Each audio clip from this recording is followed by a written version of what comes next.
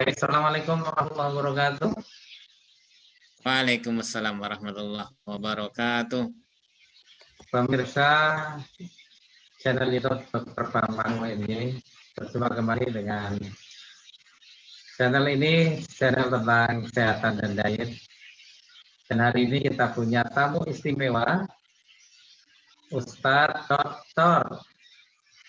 Syakir Jamaluddin, MAG. Beliau dosen Fakultas Agama Islam di UMY Yogyakarta dan juga anggota PP Masjid Tablik, ya, PP Muhammadiyah Masjid Tablik. Ya, kita sapa dulu Ustaz Syakir. Assalamualaikum. Waalaikumsalam warahmatullahi wabarakatuh.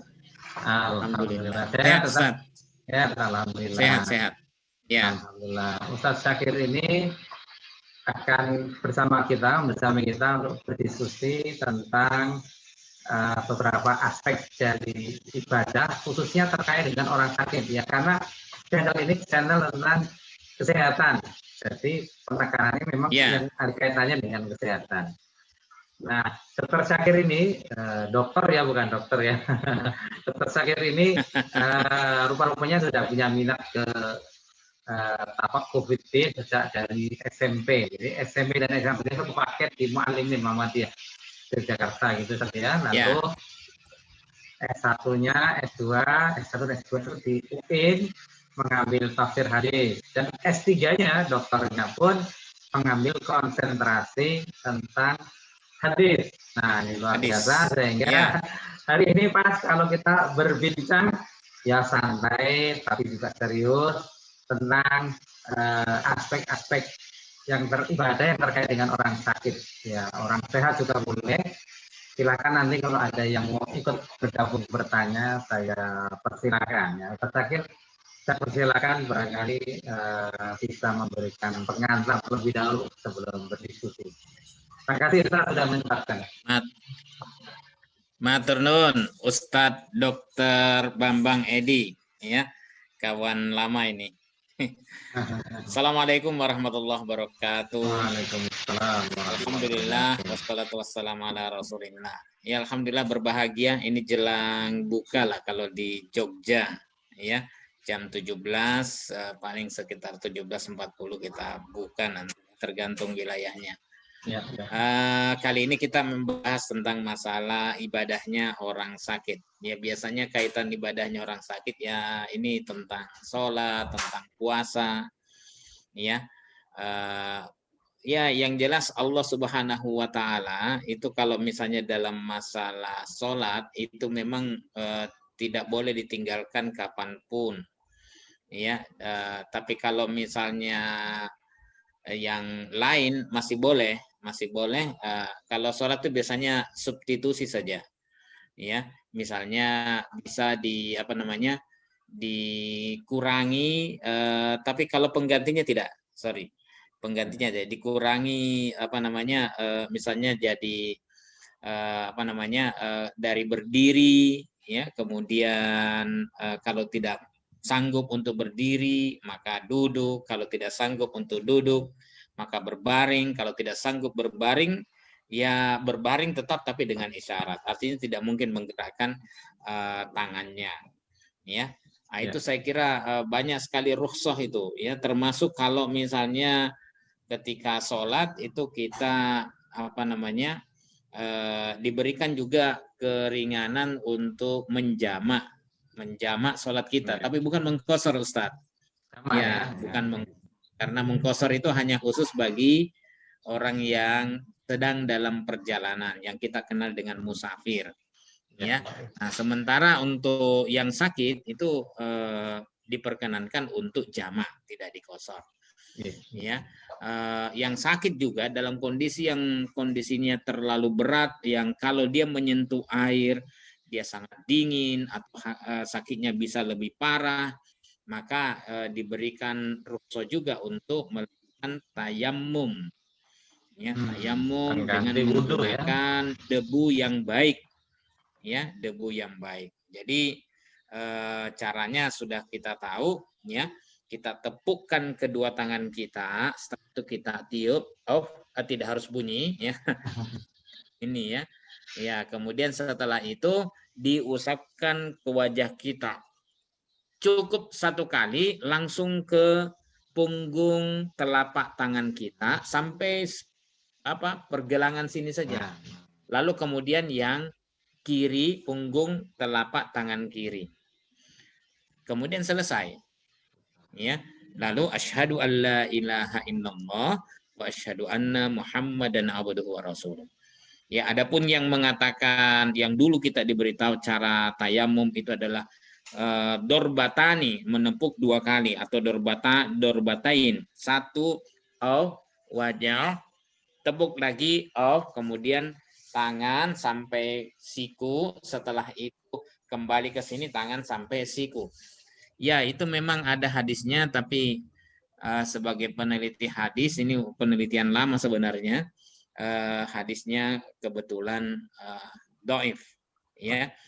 Di buku Sholat Sesuai Tuntunan Nabi Sallallahu Alaihi Wasallam yang saya tulis itu sudah saya jelaskan letak kedhaifannya. Hadis dhaif itu hadis yang lemah, ya, sehingga tidak bisa digunakan untuk hujjah. Jadi sebenarnya cukup pakai hadis Bukhari, Muslim, ya, yang tadi tepuk sekali kemudian setelah itu wajah, kemudian tangan. Boleh juga tepuk sekali kemudian tangan, kemudian wajah, boleh. Ya, ada juga hadisnya. Tangan dulu Iya, boleh, Bukhari wajah. juga. Iya, tapi yang lazim, yang banyak dipegangi itu berdasarkan Quran juga, wajah dulu, baru kemudian kedua tangan kanan, punggung telapak tangan kanan, dan kemudian punggung telapak tangan kiri. Jadi artinya apa? Ya, tidak boleh kita tinggalkan ibadah yang namanya ibadah sholat itu, ya, tidak boleh. Ya, jadi harus sudah ada kemudahan, jangan sampai ditinggal. Begitu tadi. Ya, tidak boleh. Ini tugasnya dokter juga dong untuk mengingatkan Mbak Ustaz ya. Ya. Meskipun ada bina rohani Islam ya. Iya. Tapi ada dokter, perawat, saya kira punya kewajiban moral yang punya tugas, yang sama, punya tugas lah ya, untuk mengingatkan. Sampun sholat dereng, monggo kula tuntun. Atau sudah sholat belum? Ayo saya tuntun. Bisa apa tidak, lupa baru kita tuntun ya. Ya, kecuali kalau misalnya dia Muslim ya, ya kita suruh dia untuk berdoa ke Tuhan yang diyakininya. Ya, kalau non-Muslim. Nah, itu kira-kira. Baik. Jadi sholat adalah ibadah yang tidak boleh ditinggalkan apapun keadaannya. Secara umum biasanya dikatakan kalau nggak bisa berdiri, duduk. Kalau nggak bisa duduk, berbaring. Tadi sudah disebutkan oleh Ustaz Syakir. Betul. Tapi ada juga kondisi yang lain, Ustaz. Dia bisa berdiri, tapi nggak bisa sujud. Misalnya orang yang habis operasi mata. Ya, betul sekali. Atau sakit lengannya, sakit lututnya, sakit kakinya. Saya pernah alami tuh. Saya 2 tahun yang lalu jatuh, tidak bisa sujud. Kalau sujud sakit sekali, dan tidak bisa bangun.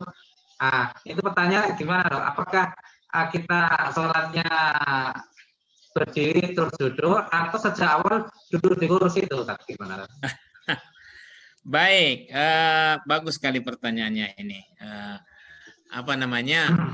Sholat itu hukum asalnya adalah qiyam, diri. Jadi sholli qa'iman, maka sholatlah dalam kondisi berdiri. Jadi kalau ya seperti yang dikatakan tadi kasuistik ya, ada orang yang bisa berjalan kemana-mana, tapi ketika ruku, wah punggungnya, rematiknya muncul, tidak bisa. Atau misalnya ada masalah di punggungnya. Demikian juga ketika sujud, ada masalah di lututnya, ya. Atau tadi dalam orang yang barusan operasi mata, itu kan dalam beberapa hari, ya, minggu mungkin ya, 2 minggu tidak boleh dia sujud, tidak boleh matanya lebih rendah, ya. Nah, jadi itu kemudian ya bagaimana caranya? Karena dia bisa berdiri, ya cukup berdiri saja, ya. Berdiri, minta maaf saya contohkan. Diperagakan ya, biar lebih Ya, jelas. saya peragakan. Jadi ini saya mundurkan sedikit, ini di belakang rumah ya. Jadi gini ya, Allahu Akbar. Maaf, cara takbirnya juga gini. Allahu Akbar. Barnya bisa di sini. Boleh juga angkat dulu. Allahu Akbar. Boleh. Nah, ini dalam kondisi berdiri nih saya. Ya, berdiri, pandangan di sana, atau bisa juga merunduk. Yang dilarang itu adalah menengadah ke atas, merem, dilarang merem. Walaupun Anda mengatakan saya lebih khusyuk merem. Atau pelirak-pelirik. Mata itu cuma di sana dengan di bawah. Nah, kemudian setelah itu, ketika ruku, kata Nabi SAW, maka rukulah hatta tatma'inna roki'an, hingga sempurna atau tenang dalam kondisi ruku.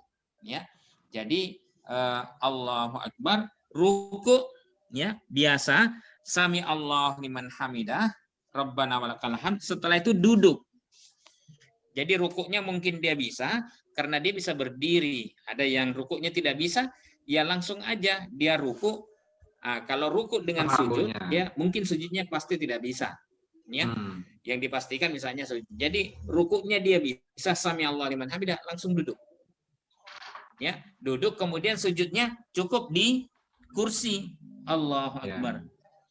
Ya, tapi kalau misalnya ruku pun tidak bisa, ya, dari sejak dia berdiri bisa, berdiri tidak apa-apa. Allahu Akbar, langsung ruku, tundukkan sedikit badan. Ya, tapi tidak usah terlalu tunduk. Sami Allahu liman hamidah, Rabbana walakal hamd. Setelah itu masih ada tambahan hamdan katsiran thayyiban mubarakan fi, atau tambah juga mil'us samawati wa mil'ul ardi wa mil'u ma syi'ta min syai'in ba'd. Setelah itu Allahu Akbar. Nah, sujudnya itu lebih rendah dibanding daripada rukuknya. Jadi gitu, ya agak lebih turun lagi. Nah, kemudian dibaca bacaannya. Nah, selanjutnya gerakannya dalam kondisi duduk. Nanti pada saat berdiri, Allahu Akbar, berdiri lagi. Ya, berdiri lagi. Ketika berdiri pada rakaat kedua, tidak usah mengangkat tangan. Allahu Akbar. Tidak usah. Jadi langsung saja berdiri. Allahu Akbar, berdiri. Selanjutnya sama dengan pengerjaannya rakaat pada rakaat pertama tadi. Begitu kira-kira, Dok. Ya. Jadi ada kemudahan. Iya, ada kemudahan yang diberikan oleh Allah kepada orang sakit. Dicontohkan oleh Rasulullah SAW. Jadi berdiri kalau misalnya dia mampu. Kalau mau berdiri, tentu berdiri dulu ya. Ketika nggak bisa sujud, baru duduk di kursi pakai isyarat. Jadi untuk sujud isyaratnya lebih rendah daripada ruku. Andai kata rukunya pun tidak mampu. Tapi kalau rukunya mampu ya berdiri, lalu ruku, lalu i'tidal, baru duduk untuk sujudnya sambil duduk di kursi. Jadi karena begini, memang saya melihat ada fenomena bapak-bapak atau ibu-ibu bisa dari rumah membawa kursi ke masjid. Sudah bagus sih, ke masjid bawa kursi sudah luar biasa semangatnya. Ya, semangatnya udah sangat bagus. Tapi kemudian langsung duduk, sholatnya langsung duduk. Tadi dikoreksi Ustadz Syakir, sebaiknya kalau masih mampu berdiri dulu. Nanti ketika nggak mampu sujud sambil duduk, baru duduk di kursi. Saya lihat contoh itu ada dokter senior di PKO Gamping, kan?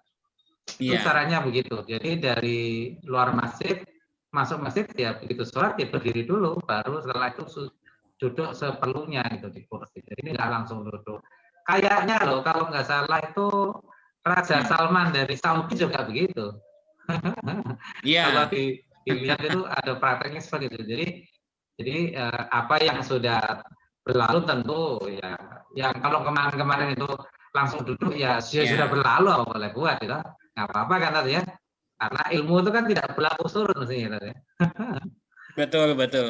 Itu ya. Jadi yang berlalu dasarnya saya kira sangat jelas itu yang perintah untuk dengan berdiri itu ya. Terlalu banyak hadisnya, nanti mungkin bisa dibaca di buku kuliah ibadah, ya. qumu lillahi qanitin. Ya, maka berdiri dalam keadaan sholat dengan dalam keadaan khusyuk.